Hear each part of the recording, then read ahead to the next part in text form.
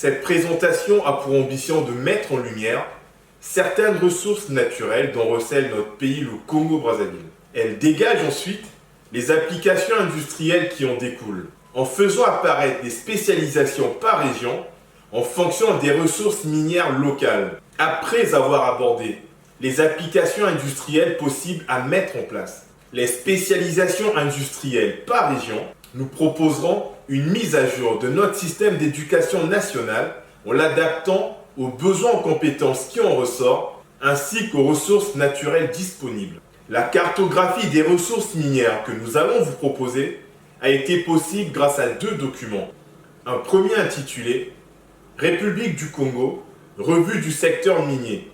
Un document produit par la Banque mondiale en 2012 sous la houlette des États-Unis. Un deuxième document intitulé Plan minéral de la République populaire du Congo volume 1, produit en 1983 par le BRGM, Bureau des recherches géologiques et minières français. Il est donc important de préciser que la carte des ressources minières proposée n'est pas une carte définitive.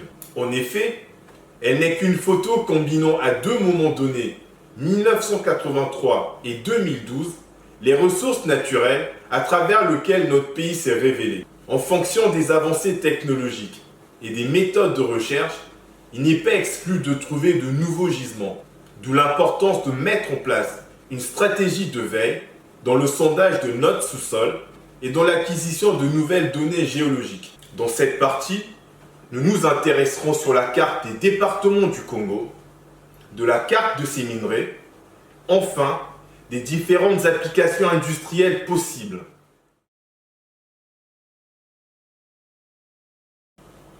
Ceci est la carte des départements du Congo-Brazzaville. Elle apparaît en page 29 de mon livre, sur la figure 1.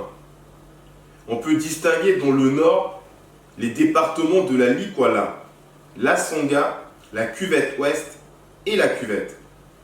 Dans la partie centrale de la carte, nous avons les plateaux, une partie de la cuvette ouest, une partie de la cuvette et une toute petite partie de la Likwala.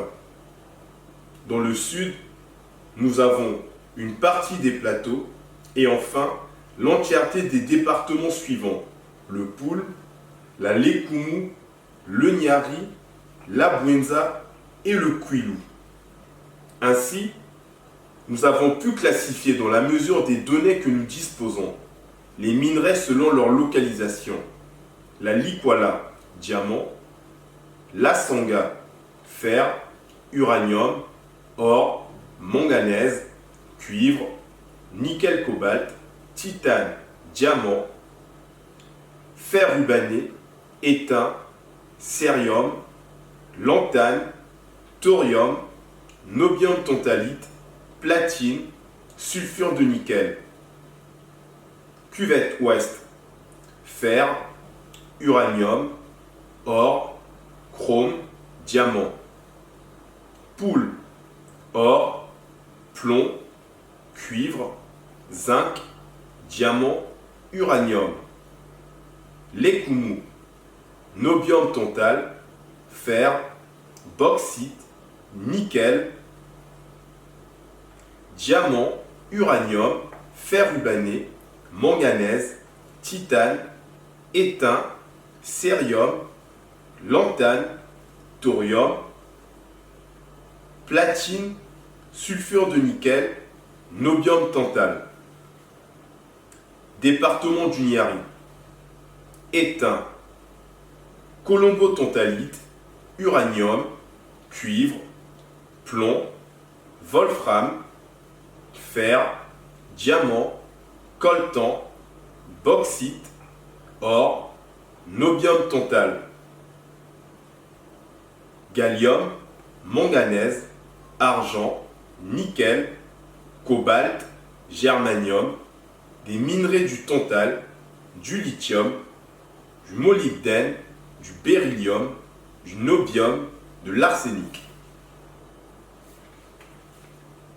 Bwenza, plomb, cuivre, zinc, diamant, étain, wolfram, bauxite. Quilou, magnésium, diamant, uranium, or, sable bitumeux, étain, potasse, fer, wolfram, thorium, tungstène, colombo-tantalite,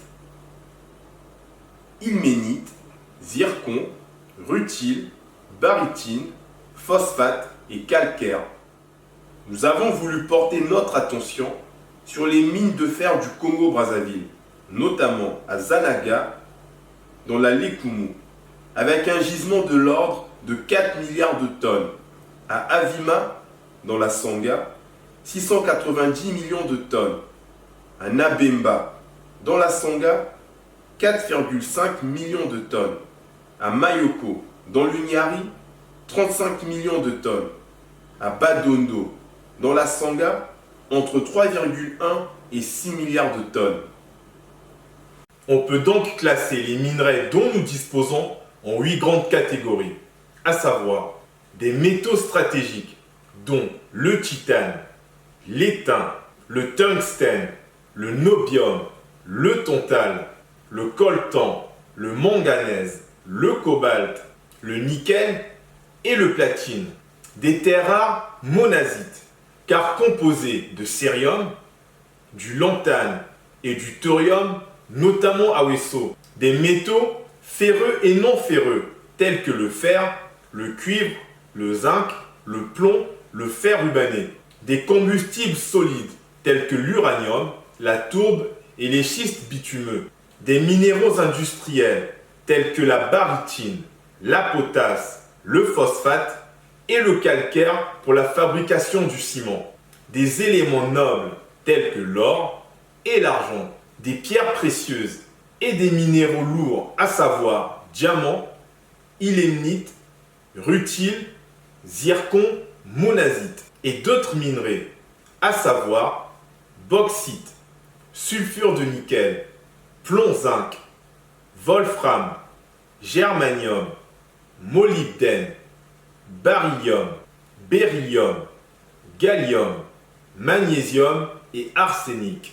De ce qui précède, nous avons la possibilité de mettre en place une industrie de l'énergie, une industrie de la fabrication de l'acier, une industrie aéronautique, une industrie automobile, une industrie destinée au chantier naval, une industrie de l'armement, une industrie électrométallurgique, enfin une industrie agroalimentaire, spécialisation industrielle par région.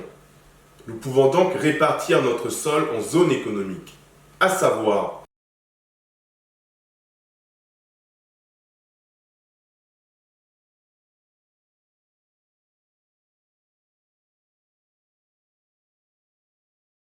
pôle 1, constitué de la Sangha et de la cuvette ouest. Grâce à ces métaux ferreux et non ferreux, ce pôle pourrait se spécialiser en métallurgie et en sidérurgie, notamment dans la fabrication d'acier et de ses alliages, de métaux et d'alliages aux multiples applications industrielles, industrie de la construction, fabrication des structures de bâtiments, fabrication des câbles et des clous, industrie automobile, industrie nucléaire domestique pour la production de l'énergie, industrie nucléaire militaire pour la fabrication d'armes de dissuasion grâce à l'uranium et au thorium, industrie électronique pour la fabrication de batteries lithium-ion. Zone support. La Likwala et la cuvette comme zone support. Grâce à sa proximité avec le pôle 1, l'ensemble Likwala-cuvette constitue une zone privilégiée pour servir d'antenne support aux activités de ce pôle.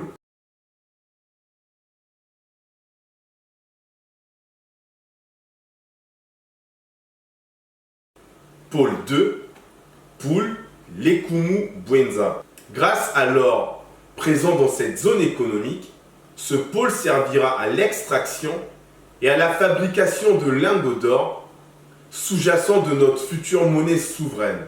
En outre, cette zone économique se spécialisera dans la métallurgie et la sidérurgie, dans l'industrie aéronautique et aérospatiale, enfin dans l'industrie de l'armement militaire.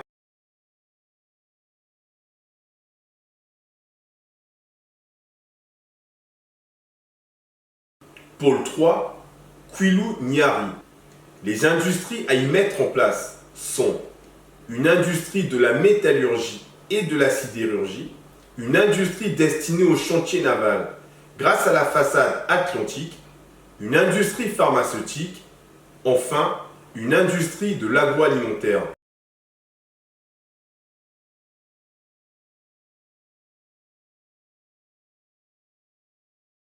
Les plateaux comme zone support.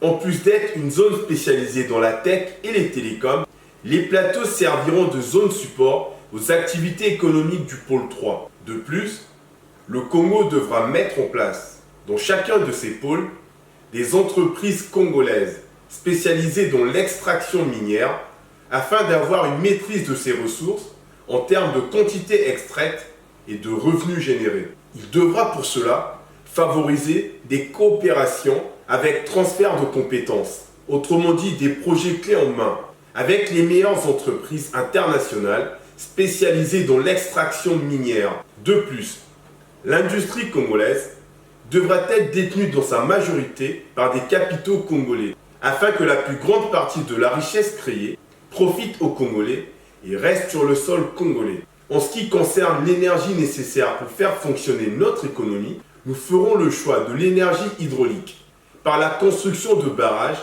grâce au fleuve Congo et à ses affluents, l'énergie nucléaire grâce à l'uranium et au thorium, enfin les énergies fossiles grâce au pétrole, à la tourbe et au schiste bitumeux. Par ailleurs, en ce qui concerne l'autosuffisance alimentaire, sujet que nous n'aborderons pas aujourd'hui, des leviers tels que la pêche, l'élevage, l'agriculture pourront être développés.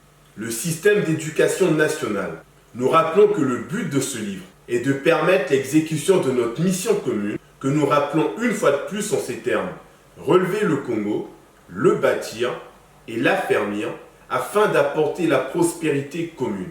Or, il n'y a de prospérité que par la transformation des richesses de notre sous-sol en des produits de valeur ajoutée.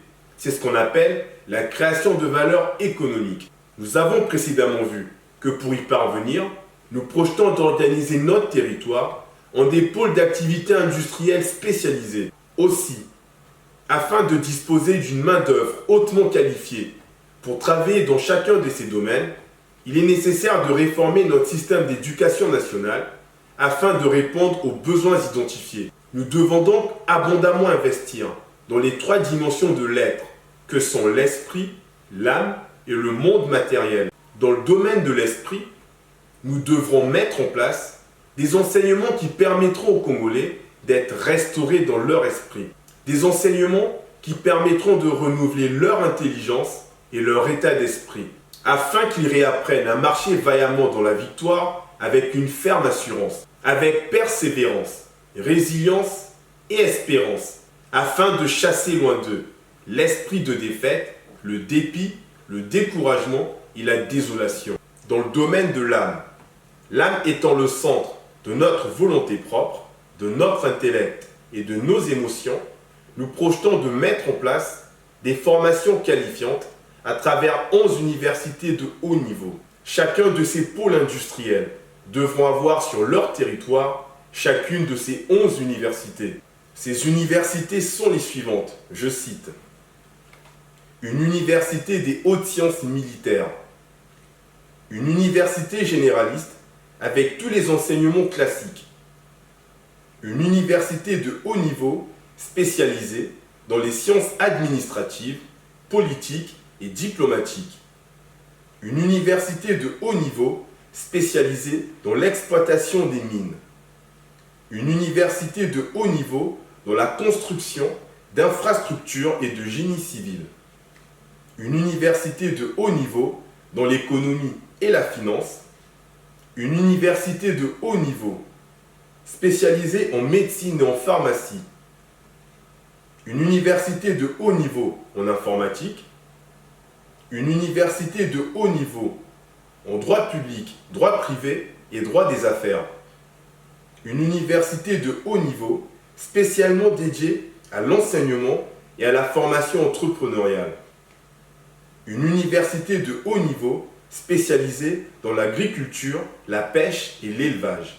Une université de haut niveau spécialisée en électronique analogique, en électronique embarquée et en informatique. Fin de citation. Ceci est extrait de mon livre intitulé « Pour un Congo prospère », paru aux éditions Les Trois Colonnes, en avril 2022. Les ingénieurs ainsi formés devront avoir des compétences transverses dans les sciences de l'ingénieur, en finance, en audit et en droit des affaires. Le but étant, par exemple, pour les ingénieurs spécialisés dans les mines, de maîtriser la quantité de minerais extraits de notre sous-sol, de comprendre les montages financiers ainsi que le partage de la valeur, et in fine, de comprendre les clauses contractuelles afin de garantir les intérêts du Congo-Brazzaville. Il sera également nécessaire d'investir abondamment dans du matériel et d'équiper nos universités en salles de travaux pratiques afin d'avoir une maîtrise des connaissances et des sciences exactes sur le plan théorique et sur le plan expérimental. Financer la recherche fondamentale et expérimentale à travers un cycle doctoral est nécessaire. Les élites de notre pays devront mettre en place dans toutes les couches de la société une culture qui favorise l'innovation, l'expérimentation et qui n'a pas peur de l'échec. Les institutions politiques de notre pays, ainsi que notre économie, devront laisser la latitude aux entrepreneurs visionnaires de notre pays d'exercer librement afin de favoriser les innovations de rupture.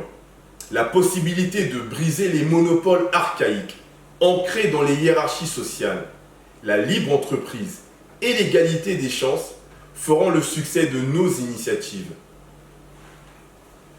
Je vous prie de retrouver mon livre intitulé « Pour un Congo prospère », paru aux éditions Les Trois Colonnes en avril 2023. Il est disponible sur Amazon, sur le site de la FNAC, ainsi que sur les plateformes du numérique. Je vous remercie.